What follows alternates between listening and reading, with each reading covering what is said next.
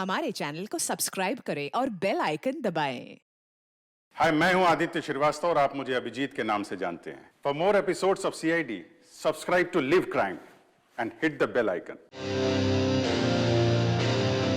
Good evening guys, कैसे हैं आप? आज की शाम आप जैसे संगीत प्रेमियों के नाम एंड आई मेक श्योर आज की शाम रॉकी एंड बैंड के साथ आप लोगों की बहुत ही यादगार शाम होगी।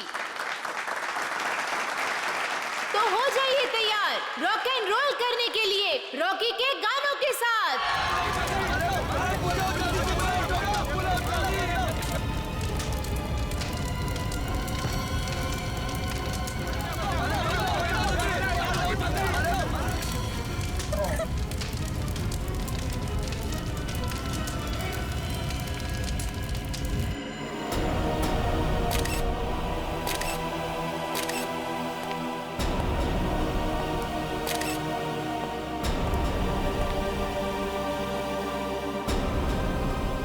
कमर के नीचे का हिस्सा पूरी तरह से जल चुका है सर। शरीर के ऊपर के हिस्से में घाव वगैरह भी नहीं है।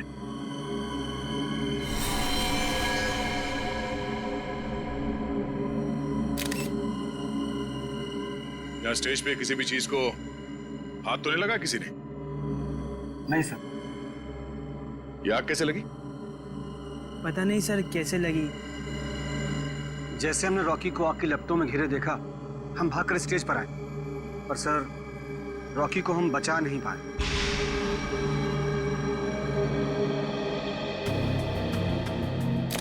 आप लोगों ने किसी को ये आग लगाते हुए देखा? या कोई जलती हुई चीज स्टेज पे फेंकते हुए देखा किसी को? बड़ी अजीब बात है, स्टेज के बीचों बीच अचानक आग कैसे लग सकती है? स्टेज में कुछ है। एक काम करो, स्टेज को अच्छी तरह से चेक करो।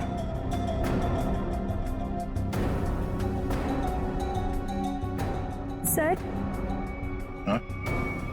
मैं कुछ कहना चाहती हूँ। क्या बताना चाहती हो?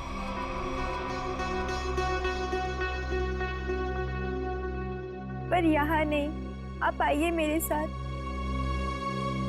चलिए।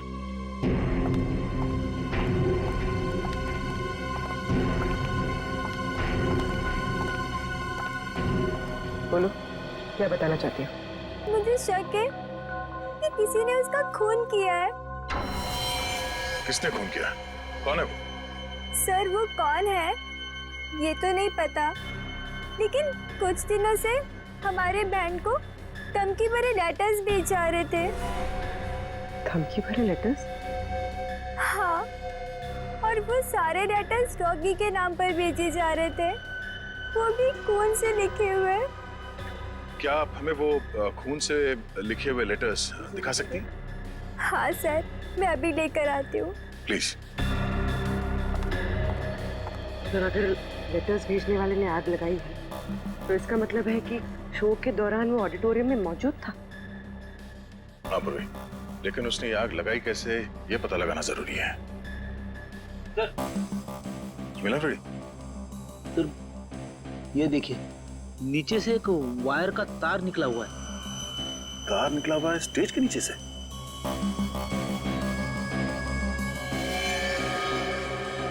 वो भी ठीक उसी जगह पे जहां पे रॉकी खड़ा था जलने से पहले।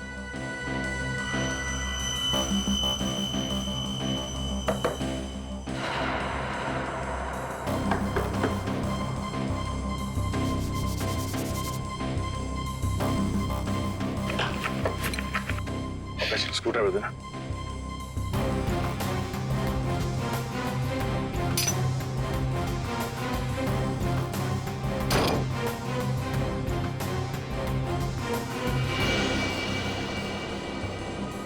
सर, नीचे तो एक कमरा है।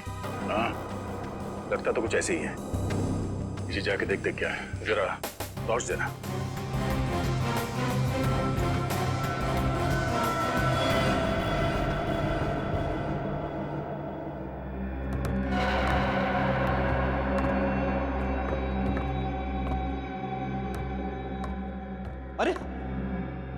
ये कैसा छुपा हुआ कमरा है सर? पूरे कमरे में धूल मिट्टी पड़ी हुई है। ये कलाकारों के लिए अलग से बनाया हुआ कमरा है। यहाँ से स्पेशल एंट्री दिखाते हैं। सर खूनी ने स्पेशल एंट्री के लिए बनाए दरवाजे का बड़ी होशियारी से इस्तेमाल किया है। सर ये देखिए, ये वायर ऊपर से नीचे आ रही है सर। ये वायर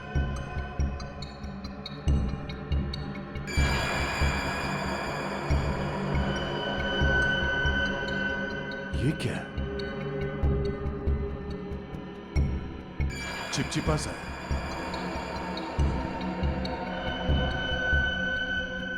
ये तो रबर सोल्यूशन है। सर रबर सोल्यूशन यहाँ पर? हाँ, यहाँ पे क्यों? ओह, अब समझ में आया ये सारा मामला है क्या? क्या सर? ये सब रॉकी को मारने का प्लान था। ये इलेक्ट्रिक वायर, ये रबर सोल्यूशन। रॉकी को मारने का प्लान? वो किसे? बताता हूं फ्रेडी। पहले ये देखते हैं कि ये इलेक्ट्रिक वायर जाता कहां है।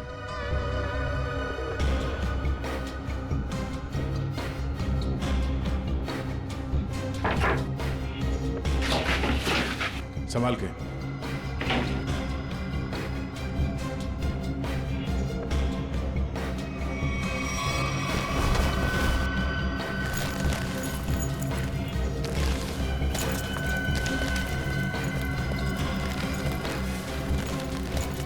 सर ये तो बैक स्टेज एरिया है। वो देखिए, एक्स्ट्रा ड्रम्स और गिटार भी दिख रहे हैं।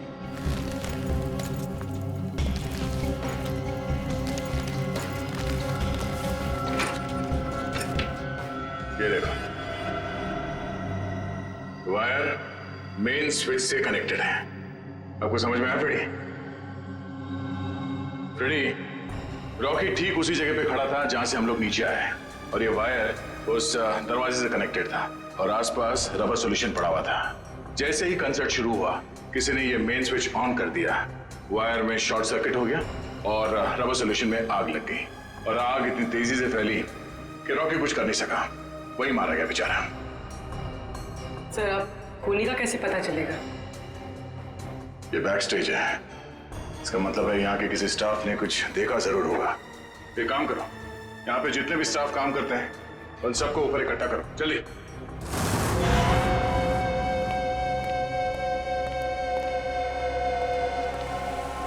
सब लोग आ गए? हाँ। अच्छा एक बात बताओ, शो स्टार्ट होने वाला था या फिर शो स्टार्ट हो चुका था?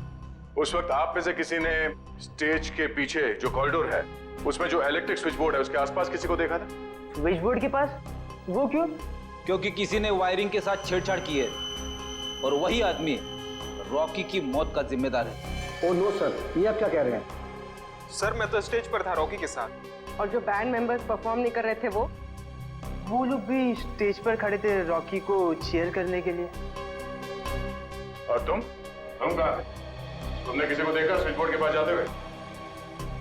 देखो, घबराओ मत, सोच के बताओ। हाँ? शो शुरू होने से पहले आखिरी बार तुमने कॉरिडोर में किसको देखा था?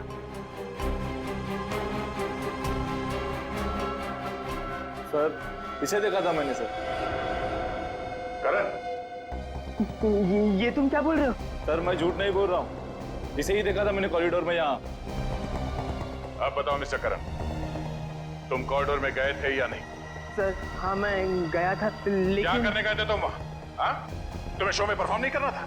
सर मेरा गला खराब था और मुझे पता था कि मैं गा नहीं पाऊंगा, इसलिए मैंने डिसाइड किया था कि मैं रॉकी के साथ परफॉर्म नहीं करूँगा सर। लेकिन मैंने रॉकी को नहीं मारा है सर। अच्छा सर, कॉरिडोर में और स्टेज के आसपास सीसीटीवी कैमरे लगे हुए। रेडी, तुम और पंकज सीसीटीवी की रिकॉर्डिंग चेक करो, पता चल जाएगा ये आदमी सच बोल रहा है या झूठ। सर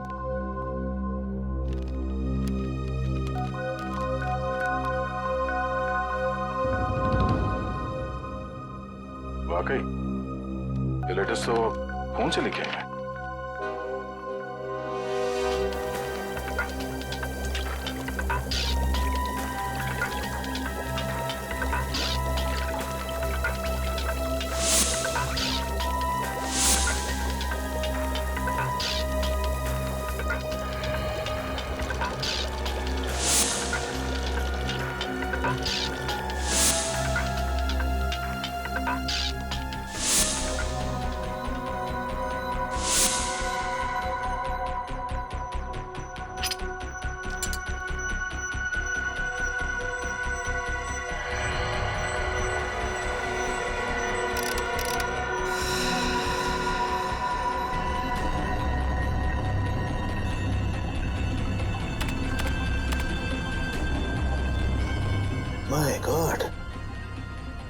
कमाल है यार, लोग धमकी देने का भी क्या क्या तरीका निकालते हैं। के किस सोच में पड़ा है तू? बॉस, ये जो लेटर्स हैं ये खून से लिखे गए। तो इसमें कौन सी अजीब बात है? अजीब बात यह है बॉस कि ये जो खून है वो इंसान का नहीं है, जानवर का खून है। जानवर के खून से? हाँ, ये लेटर्स भेड़ के खून से लिखे गए हैं बॉस, भेड़ के खून से। भेड़ के खून से? और क्या पता चला? ये लेटर्स मैंने अच्छी तरह से स्टडी किए हैं। जिस किसी ने भी ये लेटर्स लिखे हैं वो बहुत ज्यादा पढ़ा लिखा इंसान है। सरुण साहब, ये रॉकी के शरीर पे जले हुए के अलावा किसी और चोट या घाव का निशान? नहीं सचिन, इस रॉकी के शरीर को मैंने अच्छी तरह से चेक किया है और किसी किस्म का कोई निशान नहीं है। इस रॉकी का शरीर आधा जल चुका था और जलने की वजह से इसकी मौत हुई। सर, जिसने भी ये धमकी भरे लेटर्स भेजे हैं, सर वही खूनी है क्या? हाँ निखिल, जिसने भी ये धमकी भरे खत लिखे हैं ना, उसी ने खून किया है। पर एक बात है, भेड़ का खून मुंबई जैसे शहर में आसानी से नहीं मिल सकता। वो जरूर किसी जंगल वाले इलाके या फिर फार्म हाउस वाले इलाके से ही मिला है।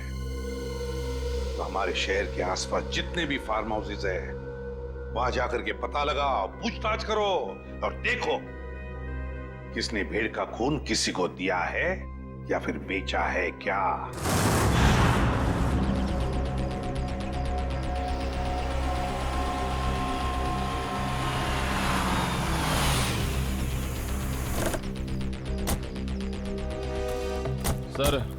सर शहर के आसपास 2 ही फार्म्स हैं जहाँ पे भेड़ बकरियां पाली जाती हैं। एक पनवेल में है सर, जहाँ में कुछ पता नहीं चला। दूसरा ये है सर। चलो देखते हैं, शायद यहीं से कुछ पता चल जाए। सर, ये आदमी जो भी हो, उसने वो चिट्ठी भेड़ के खून से क्यों लिखी? पूर्वी, आदमी बहुत चालाक है। ये सब उसने हमें गुमराह करने के लिए किया है। वो देखो, उस आदमी से पूछते हैं। भाई साहब, ओ भाई साहब, क्या भेड़ आप ही पालते हैं? हाँ, हम ही लोग पालते हैं। पर आप लोग? हम लोग सीआईडी से। सीआईडी? जी हाँ, सीआईडी। आपसे कुछ पूछताछ करनी थी। देखिए, घबराइए मत। पूछिए, क्या पूछना चाहते हैं आप लोग? अच्छा, ये बताइए कि आपसे भेड़ खरीदने तो बहुत लोग आते हो, क्या कोई भेड़ का खून खरीदने आया था आपसे? भेड़ का खून? जी हाँ, भेड़ का खून। नहीं साहब, ऐसा तो कोई आदमी नहीं आया। अपने इन आदमियों से पूछिए जो काम कर रहे हैं, शायद इन्हें कुछ पता हो। ए, तुम दोनों आओ। जी साहब। अच्छा, ये बताइए कि आपसे कोई भेड़ का खून खरीदने के लिए आया था क्या? देखो, घबराओ मत, जो कुछ तुमको पता है सब कुछ सच सच बताओ। साहब, वो कुछ दिन पहले एक आदमी भेड़ का खून लेने आया था साहब। क्या? तुमने मुझे क्यों बताया? गलती हो गई, माफ कर साहब। वो उसके लिए उसने मुझे बहुत पैसा दिया था। बोला था कि कुछ दवाइयाँ बनाना, इसके लिए उसे भेड़ का खून चाहिए साहब। क्या तुम उसे पहले से जानते थे? नहीं, मैं पहली बार मिला था। उसके बारे में और कुछ याद है तुम्हें? उसका पहनावा या उसकी कोई आदत? हाँ, उसके पास एक महंगा फ़ोन था। वो बार बार फ़ोन को ही देख रहा था साहब। ऐसा फ़ोन मैंने कभी नहीं देखा। ऐसा क्या था उस फोन में? नीले रंग का फ़ोन था, उस पर स्टार बना हुआ था साहब, और उसके पीछे कुछ एल जैसा लिखा हुआ था साहब। 5-6 दिन पहले लोकम नाम की इंटरनेशनल कंपनी ने एक ऐसा फ़ोन लॉन्च किया है। अखबारों में उसकी काफ़ी चर्चा भी हुई थी। फिलहाल शहर में एक ही आउटलेट है इसका जहाँ ये फ़ोन मिलता है, लोखंडवाला में।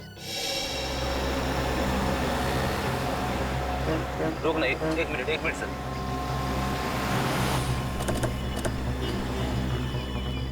सर, ये उस मोबाइल कंपनी की दुकान है जिसके बारे में सचिन सर ने फोन करके बताया था। सुनिए भाई साहब, हमें एक मोबाइल के बारे में कुछ जानकारी चाहिए जो हाल ही में मार्केट में आया है, आपकी कंपनी का। कहीं आप लोकम की बात तो नहीं कर रहे हैं? हाँ, लोकम का नीले रंग का फोन, पीछे एल लिखा हुआ और आगे स्टार बना हुआ। कहीं आप इस फोन की बात तो नहीं कर रहे? हाँ, इसी फोन की बात कर रहे हैं। बोलिए साहब, क्या जानकारी चाहिए? सबसे नया मॉडल है, 10 दिन पहले लॉन्च हुआ है। आपको चाहिए तो अभी से बुक कर दूं? नहीं, हमें खरीदना नहीं, हमें ये पता करना है कि ये फोन किन किन लोगों ने खरीदा है। हमें उनकी लिस्ट चेक करनी है। पर क्यों साहब? देखिए हम सीआईडी से और एक खून के सिलसिले में तहकीकात कर रहे हैं। जी बिल्कुल, अभी तक हमने सिर्फ 12 पीसी बेचे हैं कस्टमर का रिस्पांस देखने के लिए।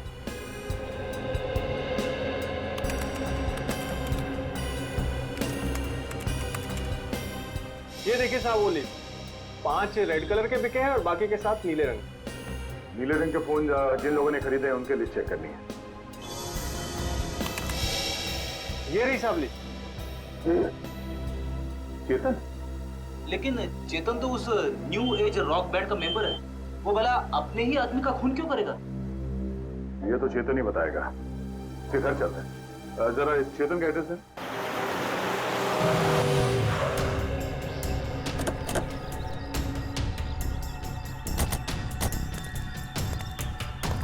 सर, घर तो बंद है। अब कहाँ ढूंढेंगे चेतन को? घर के अंदर।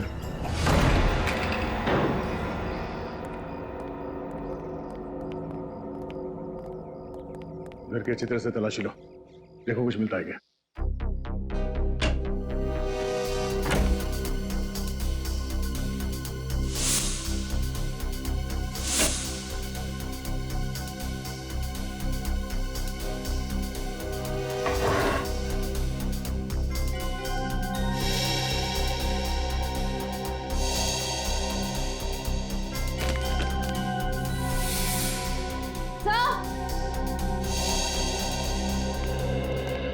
सर, डस्टबिन में फटे हुए कागज हैं।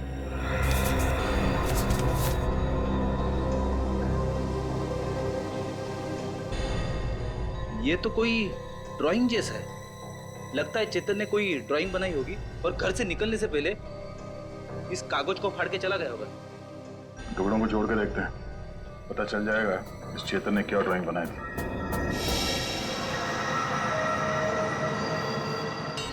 सर, ये तो कोई नक्शा या कोई ब्लूप्रिंट लग रहा है। श्रेया, तो किस जगह का?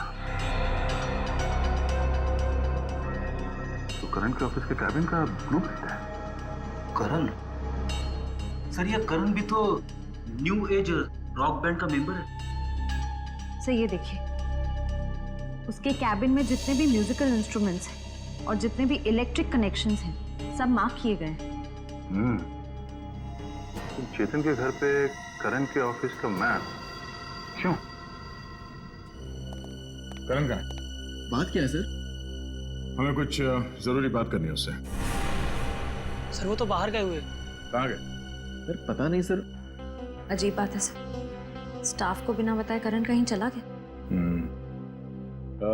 करण का कैबिन कहाँ है? वो रहा सर। ठीक है, चलो। सर रुक जाइए सर। सर, करण सर के कैबिन में जाना मना है सर। चुपचाप मुंह बंद करके यहाँ पे खड़ा रहे। सीआईडी के काम में दखल देने का अंजाम जानते हो तुम? मगर सर, करण सर ने कहा अंदर केबिन में खतरा है, इसलिए सर किसी को वहाँ मत जाने देना। खतरा है? हाँ सर। फिर तो जरूर जाना पड़ेगा।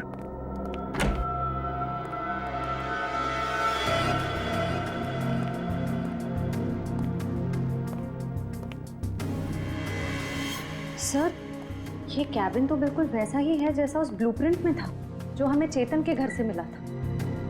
हाँ श्रेया, सारे म्यूजिकल इंस्ट्रूमेंट्स वैसे ही रखे गए जैसे उस नक्शे में मार्क किए गए थे। लेकिन क्यों? तो देखो कुछ मिलता है क्या?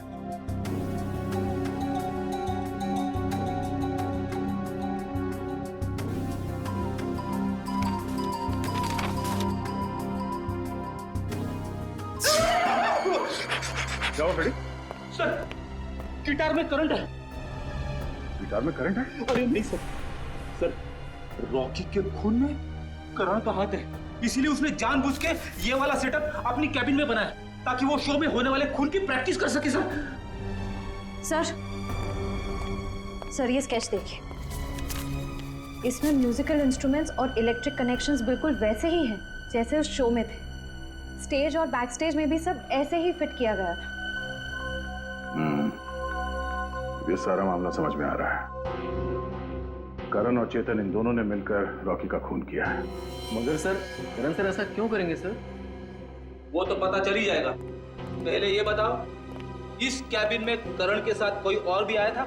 नहीं सर, वो तो हर वक्त काम में बिजी रहते थे, दिन रात अगले शो की तैयारी में ही लगे रहते थे। सर उन्हें तो किसी से मिलने की फुर्सत तक भी नहीं थी।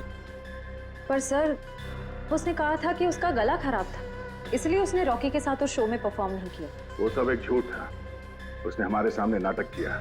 उसने रॉकी का खून किया और रॉकी को रास्ते से हटा दिया, और अब अपना अलग से शो प्लान कर रहा है। करण का अगला शो कहाँ है? सर पूना में। पुणे में?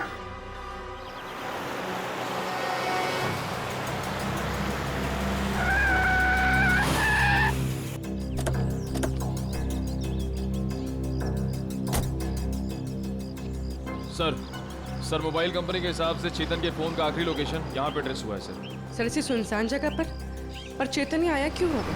यहाँ आसपास तो कुछ भी नहीं है। कुछ तो जरूर है। हो सकता है चेतन यहाँ पे किसी से मिलने आया हो और उसके बाद यहाँ पे आके कहीं छिप गया। पर सर अब हम चेतन को ढूंढेंगे कैसे?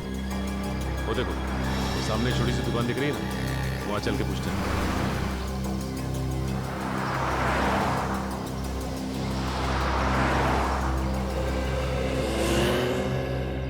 कहिए साहब, क्या लेंगे? चाय, कॉफी या फिर गर्मा गर्म समोसे? जी नहीं, बस आप इतना बता दीजिए कि आपने इस आदमी को पहले कभी देखा है? हाँ साहब, देखा है साहब। ये मेरे ढाबे पे आया था। कितनी देर पहले आया था यार? यही कोई 1.5-2 घंटा हुआ होगा। मैंने उससे पूछा भी कि कुछ खाना पीना है, तो बोला नहीं, खाने पीने का वक्त नहीं है उसके पास। फिर वहाँ कोने में बैठकर किसी का इंतजार करने लगा। फिर कोई मिलने आया इससे? हाँ साहब, एक गाड़ी आई थी और गाड़ी को देखते ही उसकी ओर भागा। अब फिर दोनों साहब, गाड़ी में कोई बैठा हुआ था, दोनों में कुछ खुसुर खुसुर हुई और फिर गाड़ी वाले ने एक अटैची इसको दी और चला गया। गाड़ी वाले को देखा? नहीं मैडम, असल में हुआ क्या कि ये आदमी ठीक गाड़ी वाले के सामने आकर खड़ा हो गया, तो मैं गाड़ी वाले की शक्ल नहीं देख पाया। अच्छा, गाड़ी का नंबर या फिर कौन से रंग की गाड़ी थी, कुछ याद है तुम्हें? नंबर तो नहीं देखा, लेकिन हाँ, गाड़ी सफेद रंग की थी। ये दोनों साथ में कैसे गए? नहीं साहब, गाड़ी वाला तो अलग निकला था, और ये जो लड़का था, ये 5 मिनट बाद एक बस आई, उसमें बैठ के निकला। हरे रंग की एक पैसेंजर मिनी बस थी, ये हेटी ट्रेवल्स की। तो बता सकते हो कि ये बस कहाँ गई होगी? साहब, हेटी ट्रेवल्स की अधिकतर बसें यहाँ से पूना की ओर जाती हैं। वो बस यहाँ से कितनी देर पहले निकली? करीब आधा घंटा हुआ होगा। ठीक है, थैंक्स।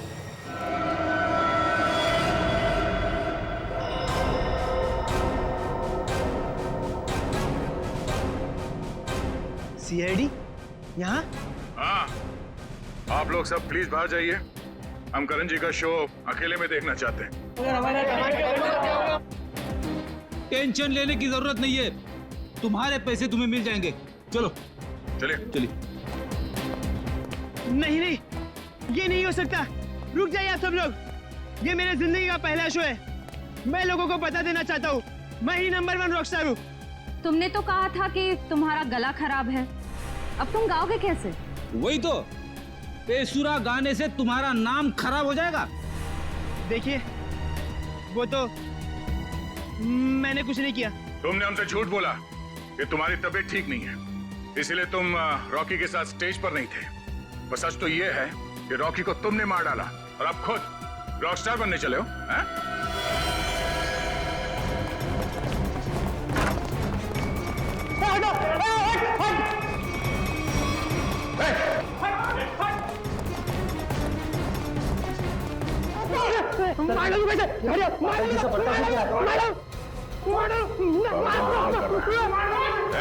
चलते हैं।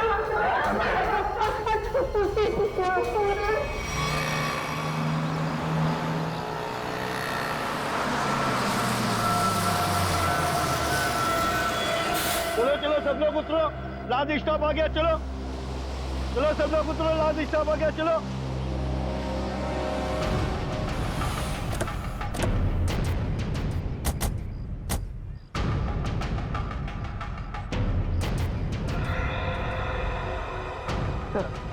हो रहा चेतन, बस से उतर रहा। सर बार बार पीछे मुड़ के देख रहा है, ऐसा लग रहा है काफी डरा हुआ है। गलत काम करेगा तो डरेगा ही।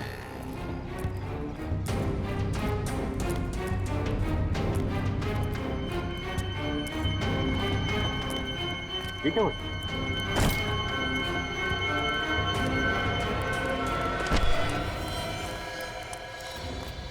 प्लीज प्लीज प्लीज हटिए हटिए प्लीज। माय गॉड,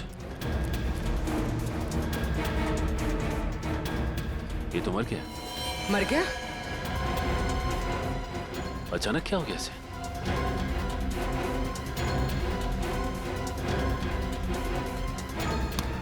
सर, शरीर पे किसी भी घाव के निशान नहीं। फिर इसकी मौत हुई कैसे?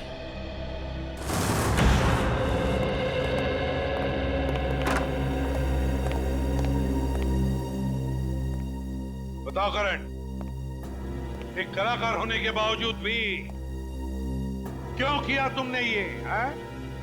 क्यों किया? बताओ। मेरा बेटा कहाँ है? करण, करण, मेरा बच्चा, तू ठीक है ना? आप क्यों मेरे बेटे के पीछे पड़े? मेरे बेटे ने कोई गुनाह नहीं किया है। गुनाह किया है, किया है गुनाह। करण ने रॉकी का खून किया है। खून? नहीं नहीं एसीपी साहब, लगता है आपसे कोई भूल हो गई है। देखिए, मेरा बेटा किसी का खून नहीं कर सकता। अच्छा, करण के ऑफिस में वो म्यूजिकल इंस्ट्रूमेंट के साथ बिजली के तार क्यों जुड़ गए? और वो स्टेज का स्केच, वो कहां से आया जहां पे रॉकी की मौत हुई थी? सर, मैं मानता हूं मैं रॉकी को मारना चाहता था। मैंने वो इलेक्ट्रिक वायरिंग भी की, स्टेज पर रबर सॉल्यूशन भी लगाया और रॉकी को जलाकर मार देने का प्लान भी बनाया। पर यकीन कीजिए सर, मैंने रॉकी को नहीं मारा है। मैंने तो लास्ट समय अपना प्लान बदल दिया था सर। झूठ, झूठ बोल रहे हो तुम नहीं मारा है रॉकी को, और तुमने चेतन को अपने प्लान में शामिल कर लिया ताकि सारा इल्जाम उस पर जाए। कौन चेतन? वही चेतन जो तुम्हारे रॉक बैंड का मेंबर था, समझा? सर, चेतन से मेरा कुछ लेना देना नहीं है सर। अच्छा, रॉकी का खून तुमने नहीं किया है, चेतन के साथ तुम्हारा कोई संबंध नहीं है। सब पता लगा लेंगे करण, सब पता लगा लेंगे। सचिन, पता नहीं क्यों, लेकिन ऐसे लगता है कि इस करण की बातों में कोई सच्चाई है। सर, अगर ये चेतन करण से मिला हुआ नहीं है तो चेतन के घर में करण के ऑफिस का ब्लूप्रिंट कैसे आया? और फिर इलेक्ट्रिक वायरिंग पे जगह जगह मार्किंग की गई थी। लगता है ये चेतन करण की कॉपी कर रहा था ताकि रॉकी के खून का इल्जाम इस करण पर आ जाए। फिर सर, चेतन को किसने मारा हुआ? कोई और है सचिन, कोई तीसरा, जिसने चेतन के हाथों रॉकी को मरवा दिया और फिर अपना काम होते ही चेतन को भी ऊपर भेज दिया। पर है कौन ये तीसरा?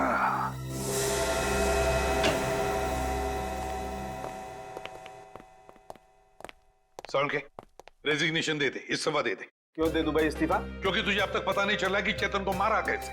तुम्हें कैसे मालूम नहीं पता लगा पाया है? अरे यार, आधी बात पता चल चुकी है। तो फिर बता ना जल्दी। देखो, इसकी मौत जहर देने की वजह से हुई है। क्या जहर दे के? हाँ, जहर दे के। अब जहर कैसे दिया गया है इस बात का पता लगना बाकी है। अभी पता लगता है ना यार, 1 मिनट रुको ना यार तुम।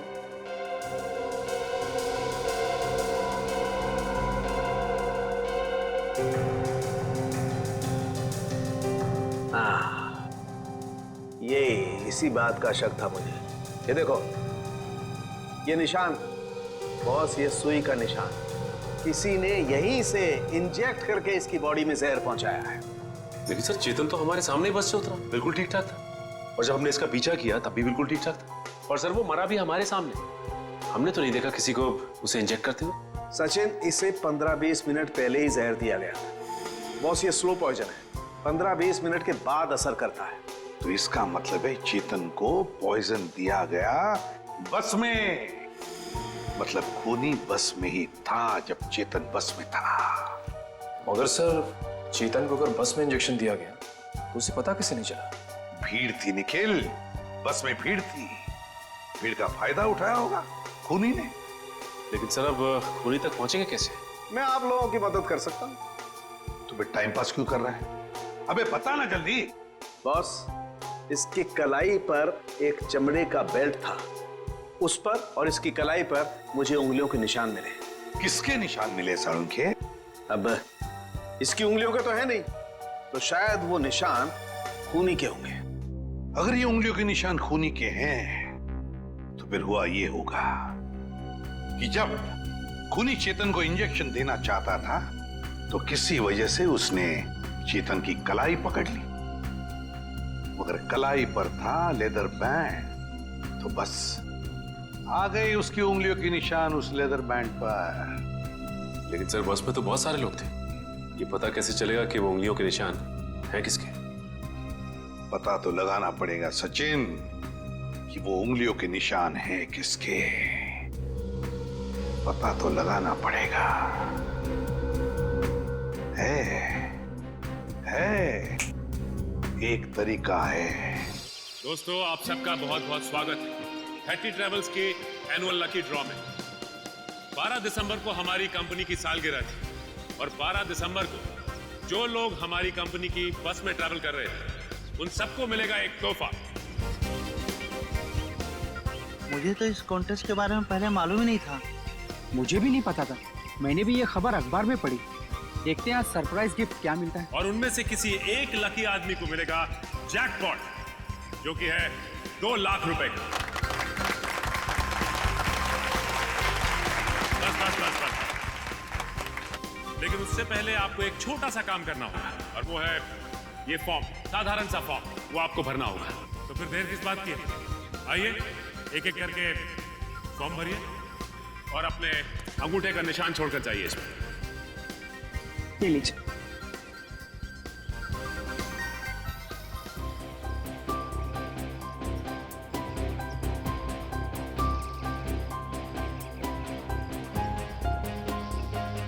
मैडम, ये सारे के सारे फॉर्म स्कैन कर लो, नेट पे डालेंगे ना?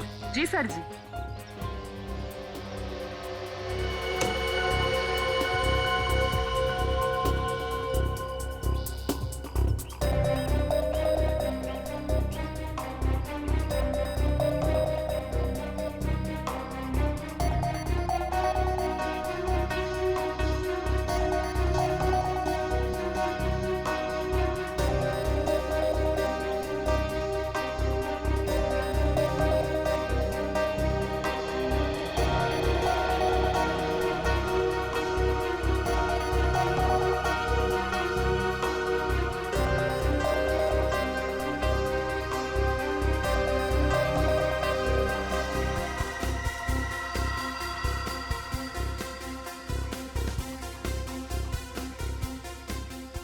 सर जी, ये लीजिए, ये मिल गया आपका लकी विनर का नाम। आइए,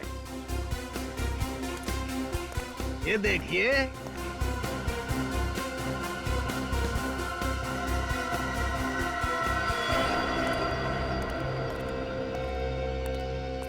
दोस्तों, आप सबका इंतजार अब खत्म हुआ। अब हम घोषित करने जा रहे हैं विनर का नाम, जो कि है मिस्टर जगन। मैं जगन हूं। मैंने जैकपॉट जीत लिया। मुझे विश्वास ही नहीं हुआ, मैंने 2 लाख रुपए जीते। 2 लाख। सर कहाँ लेना है?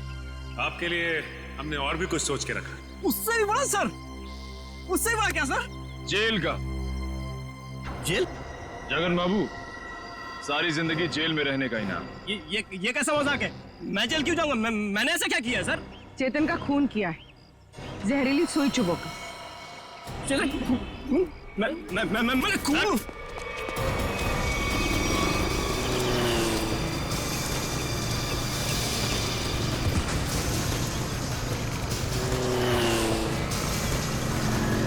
तुम्हें पकड़ने के लिए इतनी बड़ी प्रतियोगिता रखी है, इनाम क्या तेरा बाप लेगा? सर मैंने कुछ नहीं किया सर मैंने कुछ नहीं किया। छोड़ दो सर, छोड़ दो मुझे। अब बोल, चेतन का खून क्यों किया तूने? सर मुझे पैसे मिलने थे उसके सर। कौन देने वाला था पैसे तुझे? आज रात को मिलेगा वो आदमी मुझसे सर। तो आज रात को हम भी मिलते हैं उससे।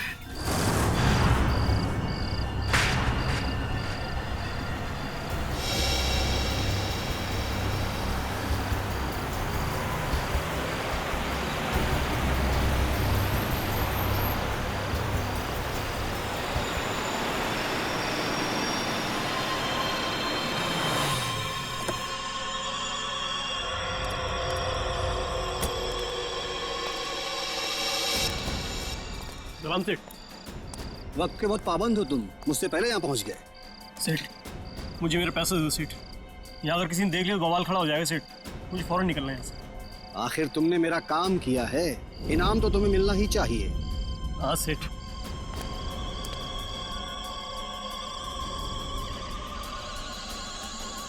ये रहा तुम्हारा इनाम, देखना चाहोगे? सर, बंदूक? हाँ बंदूक, ये असली बंदूक है और चलती भी है। सर, मुझे क्यों मारना चाहते हैं? मैंने तो हेल्प की आपकी। इसीलिए तो अब तुम मेरे लिए एक खतरा बन चुके हो। बाय जगन।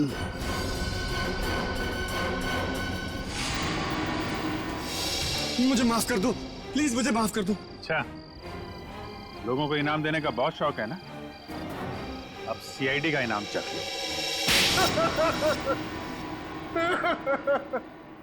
हाँ, मैंने ही मारा रॉकी और चेतन को। क्यों? हाँ? क्यों मारा तुमने रॉकी और चेतन?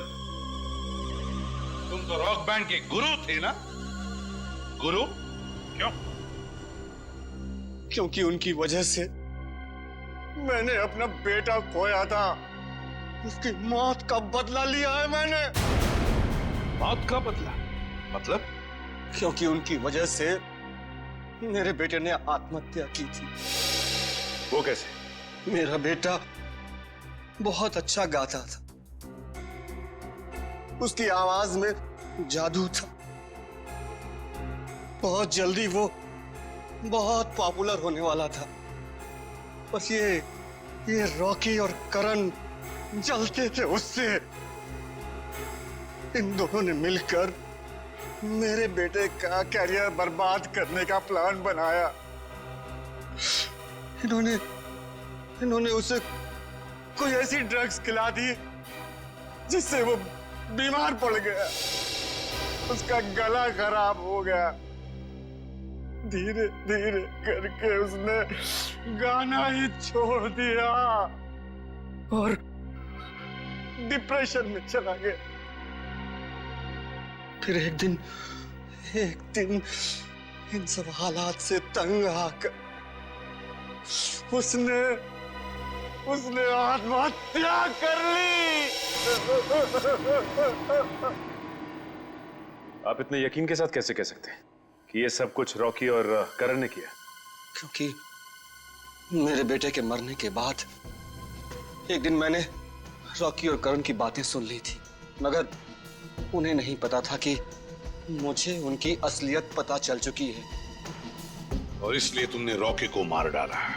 हाँ, मगर रॉकी को मारने का प्लान करण का था और ये बात मुझे पता चल गई थी।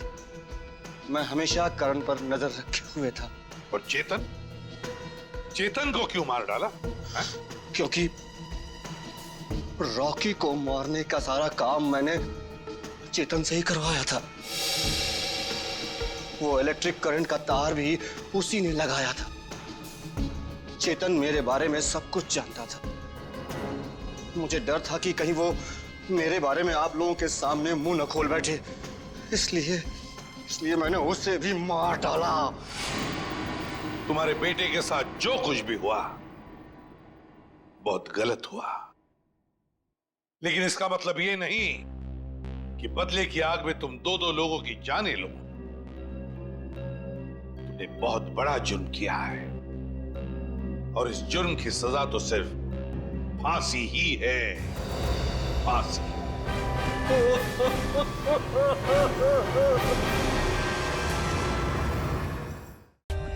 For more updates, subscribe to our channel, click the show links and enjoy watching the videos.